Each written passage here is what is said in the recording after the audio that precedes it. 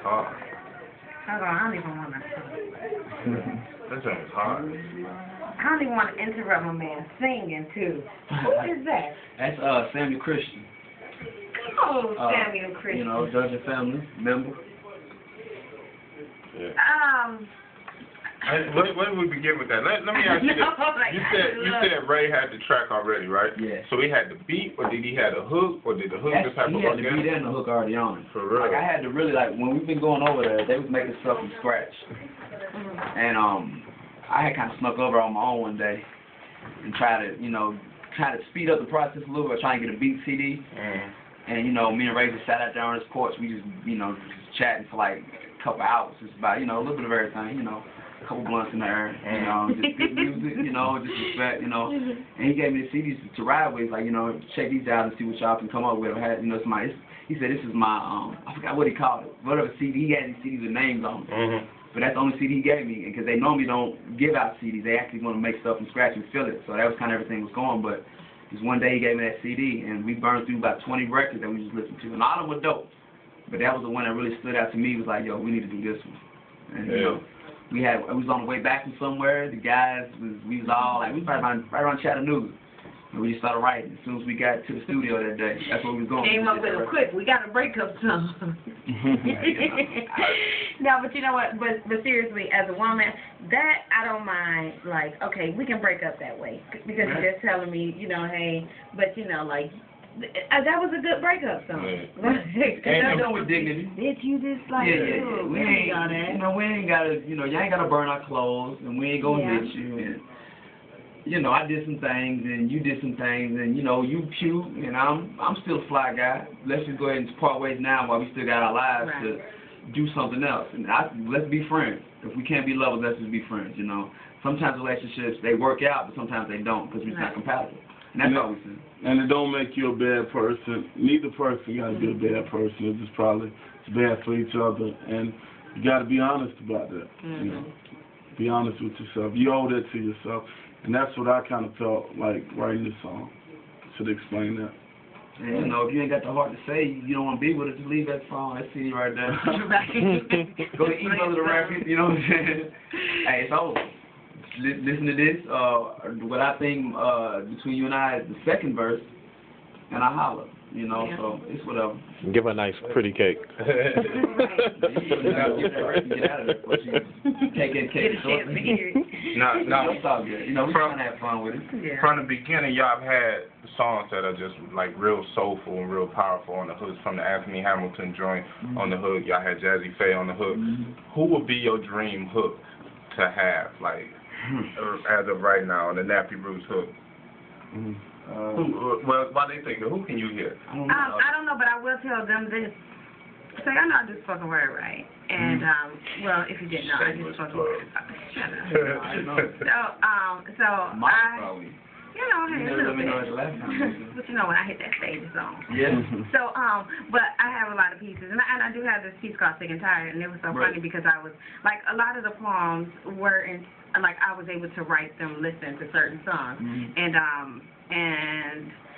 it was so funny because I was trying hard to find the instrumental to Sick and Tired. I'm like, why can't I find that? Y'all did a good job hiding that thing. Straight up, like I've been trying hard. Like, where is that instrumental? But, so I would probably pick up the Sick and Tired. That was dope, but it was way off the subject of what I was talking about. Because we were just talking about people on our books and stuff. Absolutely understood. Right, understood. So who would be your dream? Who would be your dream hook, like dream collaboration, or you know what I'm saying? Man, I don't. Right now, I would like to say maybe Adele would be dope. Yeah, that's kind of over the top though. Right. CeeLo Green, I like to hear him on some rapping or singing. I would love to hear Nappy Roots and John Legend. I think that'd be a good matchup right there. Me being a Georgia boy, I always like Dungeon family hooks. Like it's simple, Yeah, soulful, you know, and we was blessed to work with them and get a hook from Cujo. You know, voices like CeeLo, Andre 3000 on hook. It's all good, man. Maybe Melanie Fiona, maybe. I'm thinking now, like. And some of these local, some of the. Leon Craft is still on the hook. He's blessed us a couple times. Yeah, he's giving us some credit. He's actually on the album on Nappy.org. He's on the online version. Yeah. I tell you, rhyme-wise. Do say Bilal. Bilal would be dope. Bilal, yeah. Rhyme-wise, who would be a dope collaboration? The Five. Nappy Roots. Shameless. Slick and Rose. Yeah, we work with them. Yeah. Man, it's really open, man. Like even how Anthony Hamilton came to the song "Po Folks," the really Atlantic Records really trucked us and put him on it without us even knowing he was on it. For real. Like he was like, you know, we had the whole album. The album came out without him on the anywhere on it, and then he actually got on it. He was an artist on Atlantic. They didn't know what to do with him. He sang and actually accented the hook. Our A&R, who was aggressive, Mike Karen, was like, yo, we got this guy coming to be in the video with y'all. He's on the new version of the song. And we was like, what? How you gonna do that? How you gonna say that? Who gives you the right, blah, blah? You saw our artists, we on it. Like, we don't let nobody take our creativity because there's so many of us already. We'll come down on one person like it ain't nothing. Like, you really don't want to see us upset, but, you know, he's like, how dare this guy? And so come the day of the video, we up at like 5 in the morning. You know, that's the call time for the video. It's cold as I don't know what. We're in the middle of Kentucky in like March. It's like brutal. There's this guy in the front with a poncho on, with a hat low, just singing. We didn't know that was Anthony Hamilton. And we in the back just clowning, mad, so much yawning, but you know. So we get out there and it's like, man, who's this little dude? Why is he? Oh, you the guy. He was so cool. Like, it was like if he was one of us, like our brother, our cousin. Like he just fit right into what we was doing. We kicked it all day. We only heard the song one time before he actually met him, and we didn't like it. Wow. So actually, when we got there, it was like, oh man, this dude was cool. And the song didn't like it? Oh shoot! We didn't like it. We didn't like it. Not we didn't like him. We didn't like it because they put someone on it that we didn't know. Like it's like, you know, you want someone writing no verse for you and say, do this. Yeah. Going out there. Wait a minute. You gonna wear this tonight? Nah, you know, I'm a man of my own choices from day one, so I don't really like no one telling me what I'm gonna do. And we can talk about it, and I might agree, but, you know. You gonna at least bring it to me. Yeah, you can't even give me the option. That song was killer. But no, he was dope, and from that point, man, we've been family ever since, man. He's been on 6 or 7 songs of ours singing on it. You know, we've done tours together, like, it's all love and everything, but how that came about creatively is like, you know, I can't probably picture who I want to, you know, be featured with, you know what I'm saying? I just, whatever happens, whatever we meet, if we cohesive, we want to grind out, let's do it. It's all about, you know, having fun and making good music. So I'm with it. Man. Long story short. Yeah. Describe real quick, what happened when Hell No first hit. Like, where were y'all at in life when it first, you know what I'm saying? Because I remember where I was when I first saw it. Yeah. And I saw the video and I was like, yo, this video is dope. And I'm from Ohio. So I was like, okay, they're from close to the crib. Then I'm playing Madden. And I'm like, I can't escape this song. This song is everywhere. You know what I'm saying? But where was y'all at in life when it went down? Well, when it hit actually BET and someone actually saw us, they was watching. We was actually eating in D.C. right around the corner from Howard. It was their homecoming. We had just did that show. We was actually in there eating. I forgot what restaurant. The video came on. There was a chick beside us that was eating. She looked up at the TV and was like that. She looked over at us and looked back up. And I just looked back over and she's like, hey, y'all! And I was like, oh, it is us. And that was the first time that it actually hit. Not before that, we had on the same clothes from the video. Yeah, we didn't know, but before that, we was 11 months into grinding and working that record. It took us 11 months. 9 months before that just to get the record, to find the right record. And then another, 6 or 7 months of working that record before it actually got to a BET presentation or every radio station across the country level. We worked that record for 11 months before anybody even really gave a damn about it. The record came before the deal or the deal before the record? Like, did y'all have Jazzy Faye on it before? Nah, man. We can talk for days about all these things. But, no, we got signed to Atlantic Records in 1998, man, while we were still in college. That's what it is. Like, we didn't have a snowball chance in hell till 2002. So we had we did a whole album for Atlantic Records that didn't come out. It got shelved because they didn't know how to market and promote country cats from Kentucky. And, you know, at the time, we wasn't trying to be nobody, but there's a lot of influences going on in 1998 to 1999 to 2000 that, you know, you could just look at everybody and be like, okay, I want to do a little bit of this, a little bit of that. But we didn't have our own identity until we made really, like, we hooked up with Groove Chambers. One of the best things that happened to us was hooking up with Groove Chambers, producer out here in Atlanta.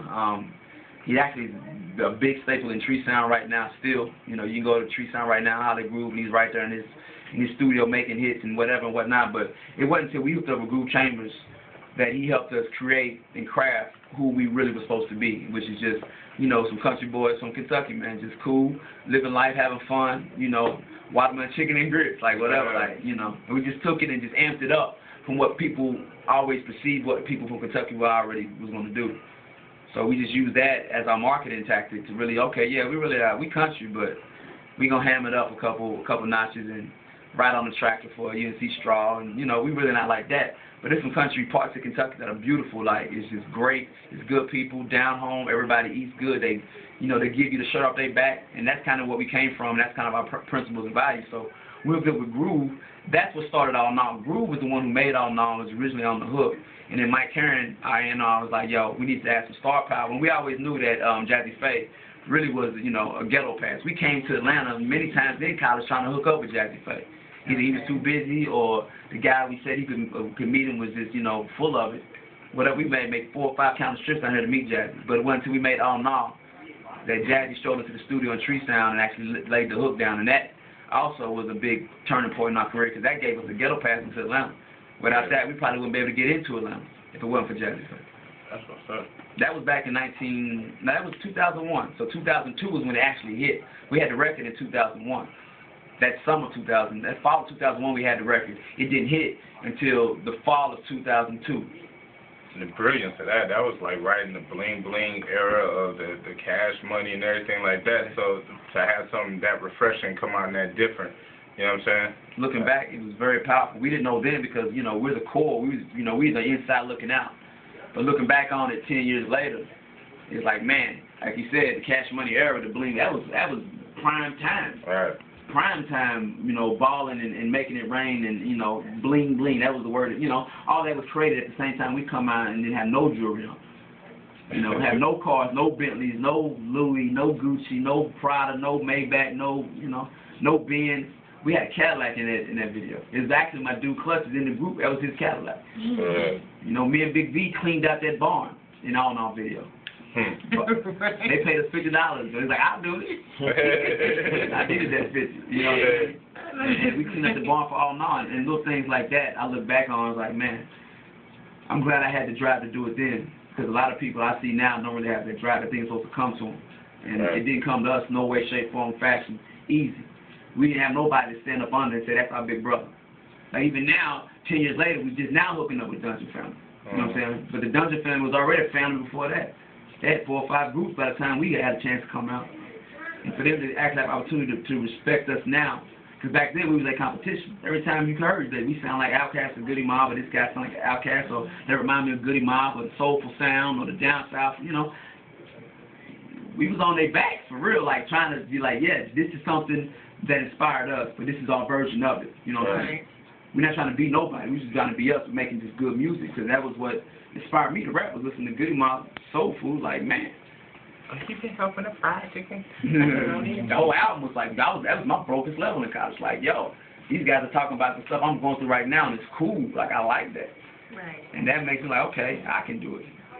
Versus with some of the people that actually was getting on, that I thought was just full of it. Like, y'all not good. And y'all on it. Yeah. If he's doing it, I know I can do it. And that was our attitude. Ain't that the worst feeling though, sitting like to sit at home and watch somebody that's on and you don't think they deserve to be on, watching them, you get that hate inside of you that's just it's not. You got to do better. I call it hate because it's like, it's almost if he can do it, I can do it. Right. But I can do it better. But that's not really hate. That's just believing in yourself and having a great attitude and saying, forget him, don't listen to him, listen to me. Nah, if he can do it, I can do it, but I'm going to do it better than him. My variation of version. And that's all, like, that's competition. You're supposed to have a competitive spirit if you want to win. If you don't want to win, then, you know. See, it's a competitive spirit. That's just my opinion, though. Hey, when you were saying Atlantic didn't know what to do with you guys, was it the songs that made it easier for them to figure it out, or was it the route of, because when I mean, a lot of people don't understand the importance of hitting, whether it's like a college market or, you know what I'm saying, like it's a whole other demographic of people out here that love real good music. Yeah. So what do you think it was? Was it just the song that made it easier, or was it somebody over there finally get it? I think it was the song that had a lot to do with it, too. Okay. It was a powerful enough song, you know, to really represent the style that we was going with. And, you know, it is very important to know your market and who you're trying to hit. But I think even more important is about timing. I think the song came at a good time when, okay, it's a few people want to hear something different now. Yeah. And Nappy Roots, it took us 4 years to develop that sound and that whole look to go with it. It's just like you were saying about an artist may not have it, but they be on. It's like so much go with it other than the song itself. You know, it's so much you got to have. It's damn near like McDonald's, you know. Of course, I can make a better burger than McDonald's at home, but can you develop that system to go around it, to distribute millions and millions of it, you know, so billions. So it ain't all about... You know, till we sold... Right, billions served. Billions and billions. So it's about the system around you. But yeah, it took us that long, and it took a good A&R, you know, a major label who really helped us and grown Nappy Roots. Yeah, and it took really the people within that label to believe in it. And that was the problem, is like, there's so much other stuff going on the label that, okay, yeah, number 44538, okay, yeah, Nappy, okay, got it. This versus boom, oh no, hell no, what is that? Like, that's art? Okay. And then from there, you know, okay, let's give these guys a little bit more money, see what else they can come up with. And us working with Groove Chambers and him not being a superstar producer on some ego trip at the same time trying to charge $2 million a beat, he was coming up like us. So he called an opportunity to make a bunch of records for a small amount of dollars that was feasible to them in regards to our budget that we was already blown through because we had an album that got shelved. Whatever, you know, certain things in my past, if we didn't do the right thing, we were done. It don't matter how dope you think you are. If you make the wrong decision one time, it's a wrap. You'll never see it coming for another 9 months. And everybody that has made that mistake. They just kept going and fought through that. Some people don't come out of that though, man. We was very fortunate then to have a second shot and meet up with Groove to make that All Now. But then after All Now, we was very fortunate to make Po Folks. And timing for that, like again with Anthony Hamilton, that took us to another level. And some people don't have a Po Folks; they just have an All Now. So now fast forward into the present. When y'all tour now, do people just want to hear that? How do they receive the new stuff that they haven't heard yet? They love it, man. Like this is our 5th album. Like a lot of people. Maybe in the right now market, like people like right now, like people might love artists right now, but they might not like them next year. You know, there's a 2 million of those artists that you don't hear from them again, but they was dope, and you know, every now and then some people don't care and they just fall off the face. That's cool, but I dedicated fan base to college students. You know, I hate to say it, but college students is what keep us alive, man. That's our bread and butter, and we're a touring group. Like we tour like a rock band because that's how we gonna eat. It's 5 of us. You can't just sit back and wait for the royalties to come rolling in off 1 million records sold every time you drop it. And sometimes, well, first I keep it all the way real. We sold 1 million records and didn't see no money from it, except for on the road. We made millions of dollars on the road back then after we sold 1 million records. Our second album, we sold 350,000, and we still stayed on the road and ate like that. So we eat on the road. It ain't off our royalties from the record sales. So the record sales is cool, it's all fine and dandy with accolades, but we left the fame to be more control of our careers. So, you know, that's better. You know what I'm saying? So, But I will say, it feels best though when people come up and ask for the independent records more so than the major label records, because I feel like those are our records. We get, you know, we put them out, we distribute them, we wrote them, as opposed to the All Nows and Po Folks, which get asked for mostly. You know, that probably always be our biggest records, but it feels best when people ask for the independent record. That show. They've been with us. That's the good thing about that. They really, we can go and we'll perform right. And the same amount of people that love All Now love right. Or we'll do Good Day. You know, the one we did with Greg Street, and the same amount of people that love Po Folks, All Now, and Ride love Good Day. Can I just say real quick that Good Day joint was brilliant. When I heard it, I was like, oh, wow. That is, you know what I'm saying, with it and the vibe of the kids and, you know what I'm saying, that what was the reception of that as far as, like, the younger audience? Were y'all able to do schools, and did that open y'all up to a new market? Yeah, I mean, you know, you can't really go wrong with kids. Right. You know, you can't, even when they seem terrible on a talent show, you can't really boo them. So. Right. You know, it wasn't like we had, you know, the best kids. They was the producer's kids. They was probably bad as hell, you know what I'm saying? But he got them together to sing the hook. And, you know, for us, that song, it just kills all of the negativity in the world, man. Like, now, even to this day, you can, you know, you go to our Twitter page and people actually wake up to Good Day. And they start the day off with this song. And that's like a good feeling, knowing you made a record that changes and influences people's lives in a positive way. And I'm saying life is always positive and hunky-dory, but every now and then you need a record that's going to lift your spirits, man. And I think that's one of the records that was a perfect opportunity for us to have to really put that out and change, you know, how people feel. I love it. I haven't heard no one hate it. And maybe it's because of the kids. Right. If I was singing Good Day, I'd be like, I can't stand this. Right. You know what I'm saying? But because the kids, they, come on. Kids. My kids sing it. Your kids probably sing it, you know. It's a kids-friendly song, but also college students, man, they, like I said, it's one of those big records that we have that is just like All Night Pop. It's one of our hits that, you know, by the grace of God, allows us to still continue to do this and still tour. That's what's up. We all often just talk about, like, as far as the difference between being signed to a major label and then an independent label. And I like to just, I mean, I hope this come out the right way, but I like to commend y'all for being, you know, having transition between the two, and really, like, last time you were here, you were on some, like, I ain't gonna give y'all all the secrets, but, you know, you can, a lot of people don't explain how you can have a healthy career as an independent artist, you know what I'm saying? Like, you can make the music that you want to make and really live and eat and tour and stuff on that. So I just want to commend y'all on that, because even as far as just doing independent radio, trying to get people to understand that, like, this is a lifestyle. It's something you can't say, you know what, if I want to create my stuff, I can do this, and we still, you know, we're doing it with some pride. Like,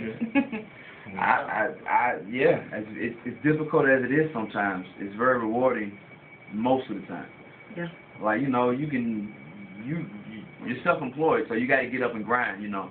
No one's going to tell you to get up. No one's going to tell you to do this or do that. As an independent artist, you got to have that drive to you.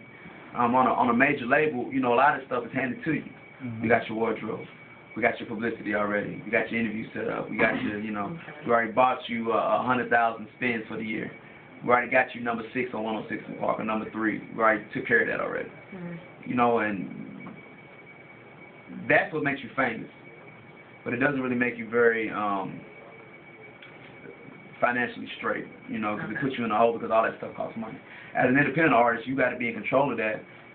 But because we're in control of it, we can monitor how much we pay, how much we're spending on certain things. We can change gears very fast. Towards a major label, as a dinosaur, they can't stop $1 million budget once it's rolling. Like, you got so many people working for that. You got 3 or 4 different floors working towards one record. If it ain't working, they got to, you know, they go on to the next project because it's so big. But for us, if it ain't working, we can say, all right, let's go ahead and move that out, move this one in, like, and no one really knows. But for us, like, when we was on Atlantic, we got off in 05. No, we got off in 03. No, we got off in 05. They held on to us for 2 years. We wanted to get off in 03. They held on to us for 05. We didn't get a new deal till 08. So it was 3 years of not knowing what was going on and what we was going to do and trying to find something that was right for us. 08, we were still with Fontana, and, you know, we put the Humdinger out, then we put out the Pursuit of Nappiness, and now we're at nappy.org. But to have that grind versus the major label grind, it's just as important to have a drive. You know what I'm saying? You don't have that starting off as an independent. You might be better off at a major label. Just to say that. Sometimes independent is not good because you can't get the look and the notoriety and the fame that you are looking for with an independent. You're always going to be, you know, a 20, maybe in a 5,000 album selling MC. You might be respected, but all you might move is 5,000 and get, you know, downloaded 100. Your mixtape might get downloaded 100,000 times, but you'll never really see the dollar award, but you see the respect and you might see touring. But if you're on a major label, you get all the superstar, you know, accolades, and you get the $25,000, $45,000, $50,000 show offers because you're a superstar. So it's a difference from being famous versus being independent, being respected, in my opinion. I'd rather be respected, independent, than famous, and no one even likes me no more. Yeah. That's true. And I just think overall, though, when you see artists that, you know, have to do that, either by choice or not by choice, you know, go from major to independent, it's kind of like you've, you know, failed, and it's like, no, you know, keep doing. I'm not. If they gave you a quick little boost, cool, run with it. Like, you know, so. You always want to have the choice, in my opinion. You want to have the high ground. We did it because even Scales I did, man, we should go independent, man. Like, we can get all this money, dog. We already famous, dog. Why are we sitting here playing this puppet game, man? And I was like, you're right. But the plan was we had to dead ourselves for 2 years for them to say, you know what, they're not going to give us no more hits. Let's let them go. Okay. And some people can't do that because they want that some people on a pedestal, man. If you fall off, you kill yourself because you can't take not being famous no more because everybody's around you giving you all the love, and that to me is fake. That's a fake love, man. Lose that, and if people still respect you and hang around you, want to be with you, then you got something. Right. That's what it is. Let me ask you something real quick.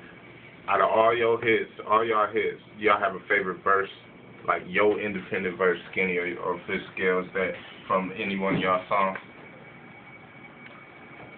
Oh man. You know. Yeah, I do. My last verse on the Ride single from the last album, Pure Wind, that's one of my favorite verses that I actually wrote and was like, damn, that's me.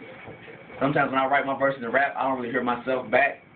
Like Skinny DeVille is different from who sometimes I wake up as. Like I go home to 3 kids, you know, a wife. Like Skinny DeVille is this guy that's like same dude but just a little bit different. But sometimes when I hear myself, I don't hear myself as me. I'm talking to you now, but if you play this back, I'm like, damn, who's that? Right. So you wouldn't happen to have like 2 or 4 of the bars? I know. Any other bars? So He like to start it out because I come off of him. Without the F-bomb or the S-bomb. Yeah. What song did you say? Right. I said, the sun don't move, the earth don't stop, but stars do drop, and house foreclosed, cars repo, business get told. Better be a friend to tell the story about the bold. Then they can't see themselves back in the hood. Can't tell their friends that they're not doing good. So you lay low and focus on your kids, but hope somebody remembers something that you did. You dig? Yeah.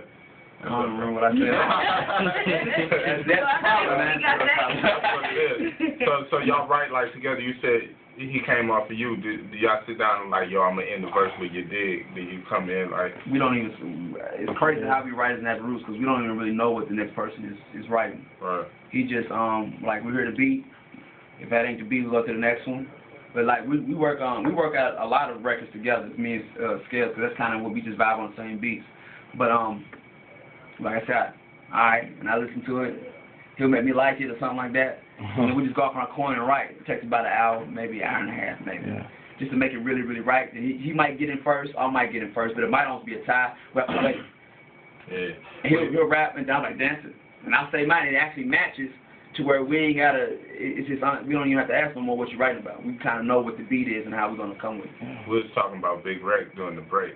And one thing about Rec, he'll write his verse in a corner, and then you'd be like, spit yours. He'd be like, no, you spit yours first. Spit yours first. No. So yeah, and you know, having 5 cats in the group, that writing process is crazy how you feed off each other. That's how y'all did it. Yeah.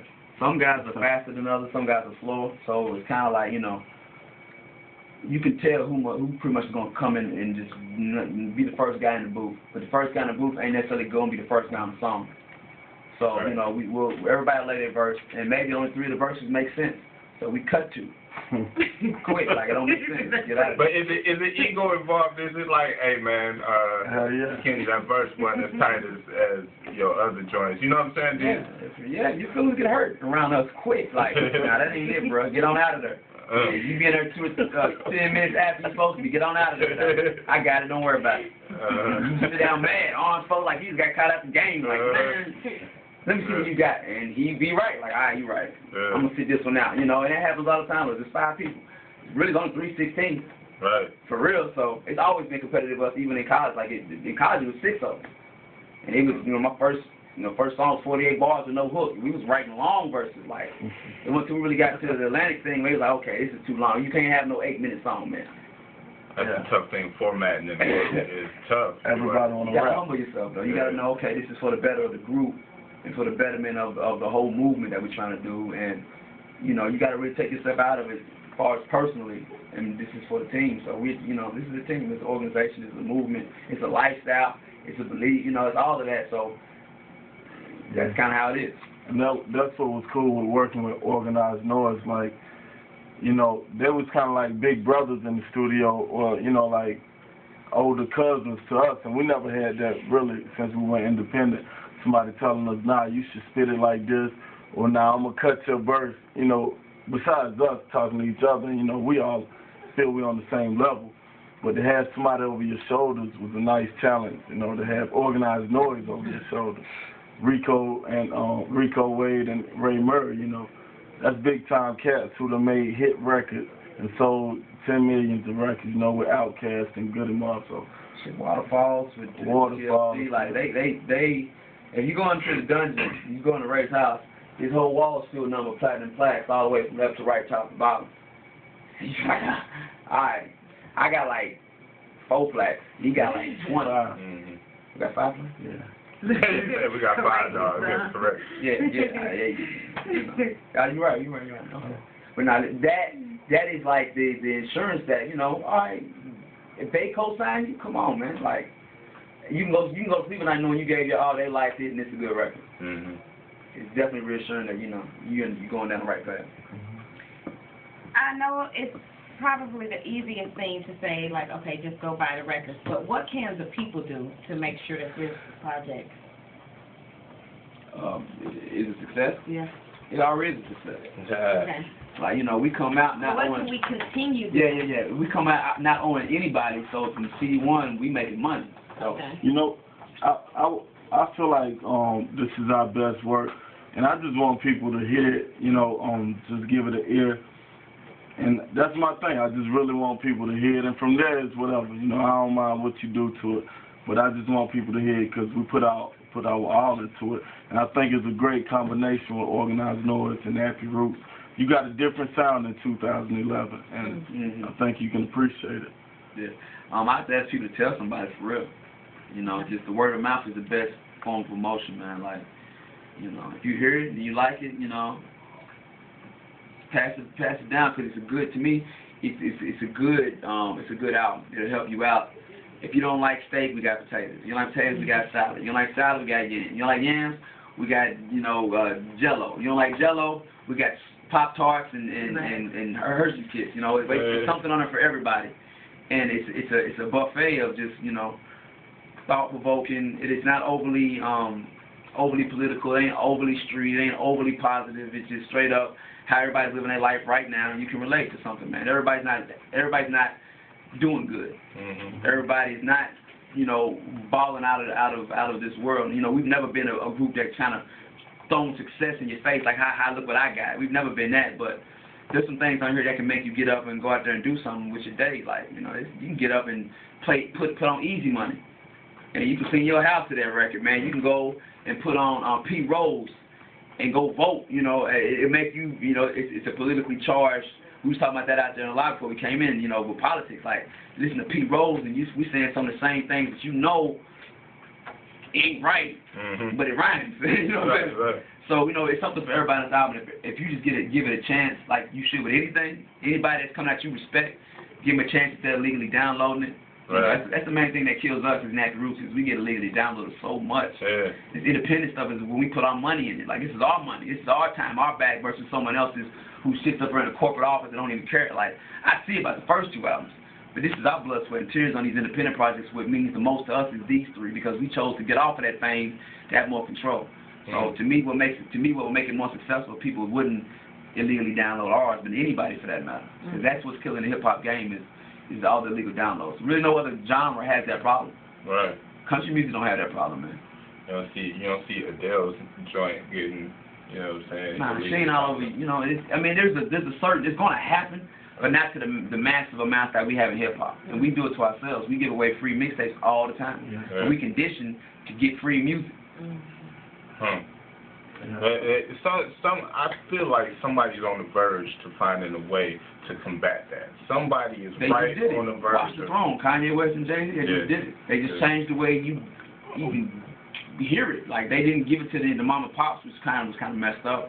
But they didn't. They kept it in a briefcase all the way to the end.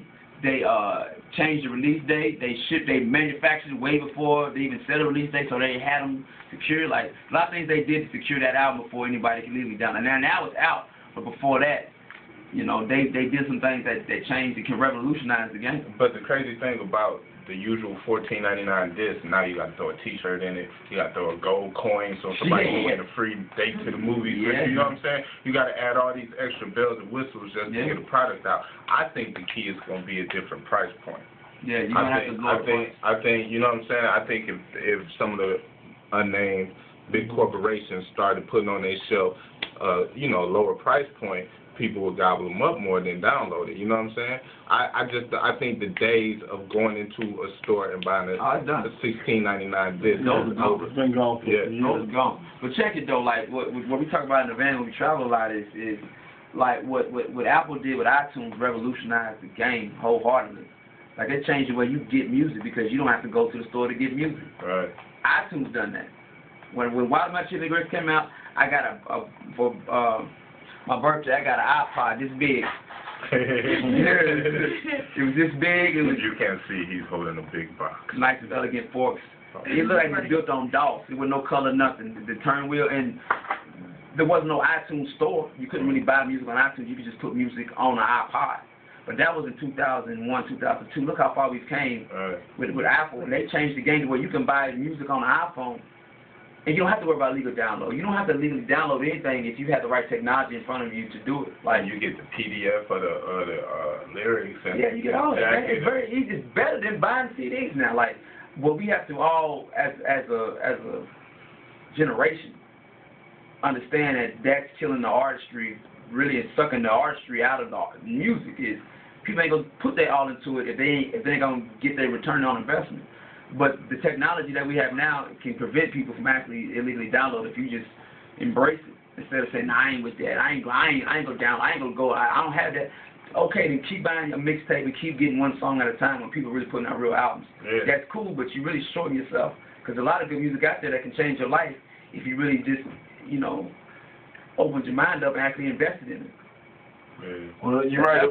I totally agree with the price point, but I guess that's why singles are back. You know, singles are the thing to get 99 cents. I mean, that's only if you're on iTunes getting them though. If you don't, and that's the people got to be. It's got to be a generation of kids who know how to buy music. Like, it's a lot of people who buy music digitally, but it's still way more that don't. You know, still people who used to walk in stores, those stores not there, and you got to bump into a store. You ain't just gonna get in your car and go. Right. You know, a few people will, but you just ain't gonna get in your car and go look for a record store to buy music on a Saturday or something. You know, that ain't something you're gonna do. Not no more. I haven't bought a CD in about 3 years. Yeah. I've got all my CDs via iTunes and download them from my phone. Like, not illegally, like straight up. I've been buying. Like, if you hot, I'm gonna get that song first, and I'm gonna check out 3 or 4 more songs. If they hot, I'm gonna go and get the album for $9.99. Why not? Like,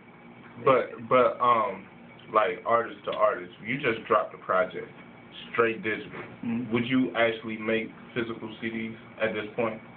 Do you think that's a necessary cost? Yeah, a new artist. I think that's the last 2 years. Yeah, you don't have to. If all your fan base is via online, YouTube, with your content's hitting YouTube all the time, you on all like you know, that Piff with your mixtape, and you're on Now Right with your video, and you know, you're on some of these sites. And I know some of these sites they cost to get on, but some of these sites, these blogs, they're free. You just gotta be hot. You gotta either be hot or just keep doing what you're doing for a little bit longer than what you think you should, and it's gonna hit. And you don't have to have a physical CD no more to actually, because it's so hard to get a physical CD in the stores. It's so hard because they See, and I'm such a they lose the floor space. Let me tell you something about this young lady. She's got spindles upon spindles of CDs. And I know where they all are. But you know, because seriously, when I'm at the computer, I really don't like to sit and just listen to one artist. You know what I'm saying? Like if I'm working, I'll try to listen to something where I can switch up, you know, either when last I filmed something like that. But like when it's time to cook and clean and stuff like that, I want to be able to take an album and just, you know, put it on and listen through, you know. So I would say don't do a whole lot maybe, but I think you should always do some because it's still a nice portion of people that like, you know, but you know what, artists is 50-50 right now. Like it used to be, I think the industry is like 60-40 maybe now. It's 60% people still buying this the traditional way, and it's 40% buying digital. But if you look at some of the numbers that are coming out recently, like this year, the number's almost 50-50 with just as many people that bought physicals buying digital. And so that number, it's just like, you know, we talking on the way here. Cassette tapes, they're nowhere to be found right now. Nowhere to be found. You know, vinyl may be a little more nostalgic because of the sound of it, but a lot of new artists ain't making vinyl. You have to be and a DJ ain't really caring about it. They got Serato. Like, why would you even love, you know, crates and crates and crates, break your back? Now you can just carry a laptop, and that's how easy it is, and technology is like that. But all your music on a hard drive the size of your phone. You don't need all that stuff. I spend maybe a week loading all my CDs into my iTunes. I still got my CDs in a box in the corner of my closet just in case something happens. But man, I'd be sad if something happened to my hard drive. And I got them on different places, but it's so easy now, man. It's the same thing with movies, too. Remember when the movie would come out and you had to wait like a whole year for it to come on DVD? Now that jump be on DVD like 2 weeks later, you know what I'm saying? Like, and I think everything's just changing. They said the DVD is going to be extinct in like 2 years. Blockbuster's already gone. Right. Yeah, I see that. I used to be a manager at Blockbuster. Yeah. That was the joint. That was the best job ever. I don't know why I just told y'all that. But now, think about that, though. Like, it's gone. Like, now you got a red box and a blue box. And it's better that way because you ain't got to actually, it's not better, but it's easier, I say that. I could get on my PlayStation, get a movie. Yeah, Netflix. Get a movie. Yeah. I could watch a grown folk movie and play a video game. It's brilliant. Yeah. Not saying I'll be. It's making it it's making it impersonable. It's making us lazy as a generation. But imagine our kids. It's gonna be even easier for them to get these things. Right. Is it? Have you seen the movie Wall-E? Yeah. How fat they got over generations of not doing nothing and not moving. Like, that ain't too far in my mind from the truth of what it could be. Not this generation, next generation, but as we eat more unhealthy foods, and we sit around with more remote controls and more things and devices allow us not to get up and go to the store and look for anything. I think our legs are gonna get fatter, our thighs are gonna rub more, our arteries are gonna get clogged more. Like, it's gonna be bad for maybe our great grandkids. I think health-wise. Music-wise, it might be some world-renowned stuff that changes. And I don't know. I know it's a long shot. I was reaching for that. We got a serious fight to get us. I was reaching. That's what's up. Oh, guys, well, you know, it's always a pleasure. Always a pleasure. I think I've overstayed my welcome. Oh my, y'all good. I gotta get up at 6 in the morning and get my daughter to elementary school. Oh, okay. Well, yeah, let's wrap this up. I got a son's project I got to finish up in the morning. You doing this project for us? I gotta get him up so we can do the finishing touches. For real. Beautiful. Well, congratulations again on the album. Nappy.org can be found, iTunes? Definitely iTunes, Amazon, you know, you can do that. You can go to Best Buy. They have it. I'm sure a lot of the mom and pops chain stores have it in Atlanta.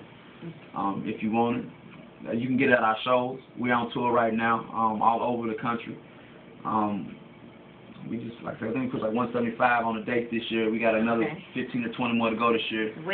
Top of the year, we're going to get in Colorado ski resorts with the college students, you know, kicking as they kick it.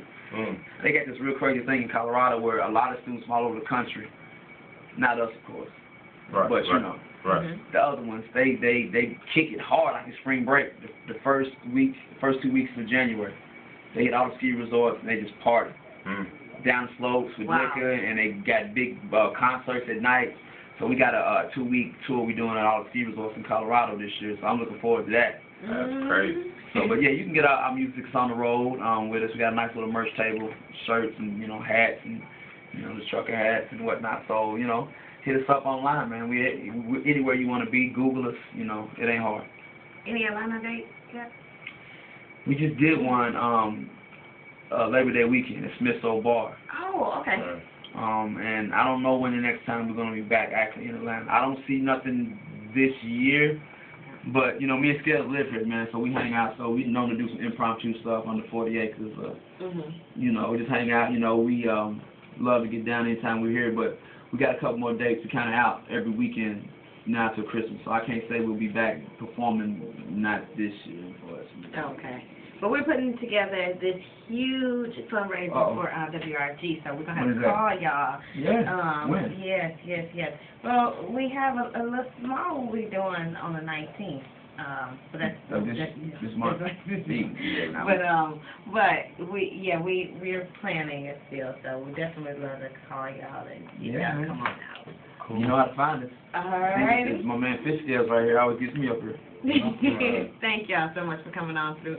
Thank you. Congratulations on the album, and we make sure we do our part in pushing it too. Thank you. That means a lot, man. No appreciate you. All right. Still running the show. Yeah, man. Show. We trying. Trying. Not doing it. All right. Easy money. Okay. Hey, y'all, don't go anywhere. This is 89.3 FM.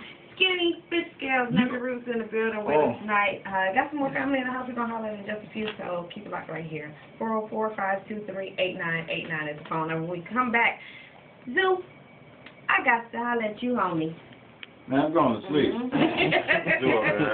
About to nod out. Hey, y'all, don't go anywhere. We'll be right back.